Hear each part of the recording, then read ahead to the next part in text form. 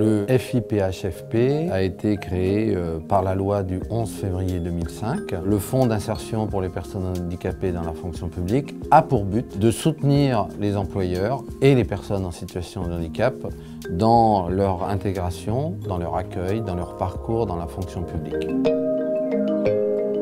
Les principales missions du FIPHFP, c'est d'abord de permettre le maintien dans l'emploi des personnes en situation de handicap, au moment où survient le handicap, mais aussi le maintien dans la durée, tout au long de la carrière.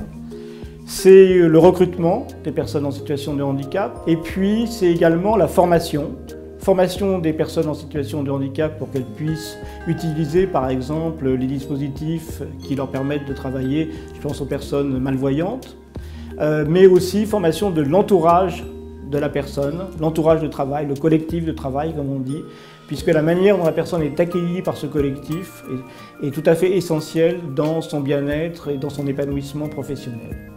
Le FIPHFP, ce n'est pas qu'un guichet de distribution.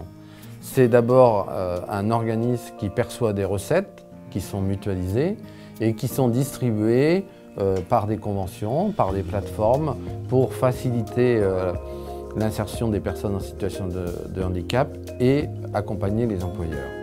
Le FIP a une politique incitative par deux aspects. Le premier aspect, c'est au niveau des cotisations, puisque lorsqu'un employeur a atteint le taux de 6% d'emploi de personnes en situation de handicap, il n'a plus besoin de cotiser au FIP. Et puis il y a une deuxième incitation qui est par les aides que le FIP apporte, puisqu'un employeur qui effectivement aurait des charges pour les trajets domicile-travail, pour l'équipement du bureau, pour l'accompagnement d'une personne, il est soulagé de ces charges puisque c'est le FIP qui les prend à son compte.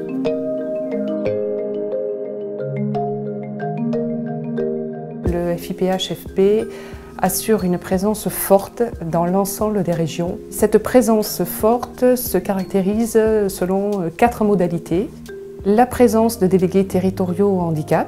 Ces délégués, un par région, sont les ambassadeurs du FIPHFP et de sa politique sur le terrain. C'est eux qui assurent la relation de proximité avec les employeurs publics et qui les mobilisent au quotidien.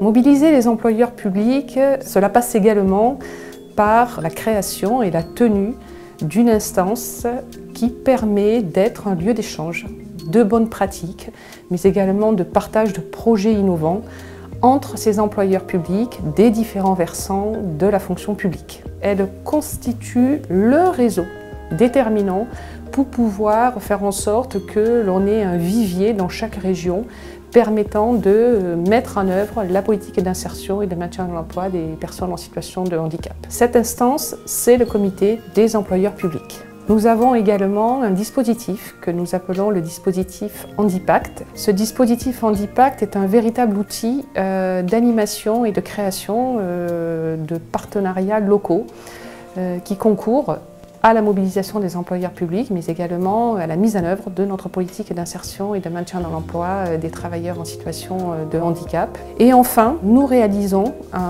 selon des modalités et des fréquences régulières, des colloques régionaux. Ils réunissent entre 100 et 200 personnes à chaque manifestation et ils permettent de présenter l'actualité dans le domaine de la politique d'insertion et de maintien dans l'emploi des personnes en situation de handicap, voire de présenter des projets régionaux innovants dans ce domaine qui permettent à des employeurs publics dans la salle ou d'autres acteurs de retirer des idées et de repartir avec une richesse pour la mise en œuvre de leur propre politique handicap dans leur domaine.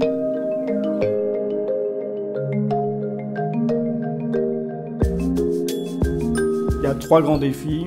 Le premier, c'est la trajectoire financière du FIP, c'est-à-dire de consolider, de pérenniser l'action du FIP dont les ressources diminuent et les emplois augmentent, et donc il y a besoin de trouver un nouveau système de ressources complémentaires.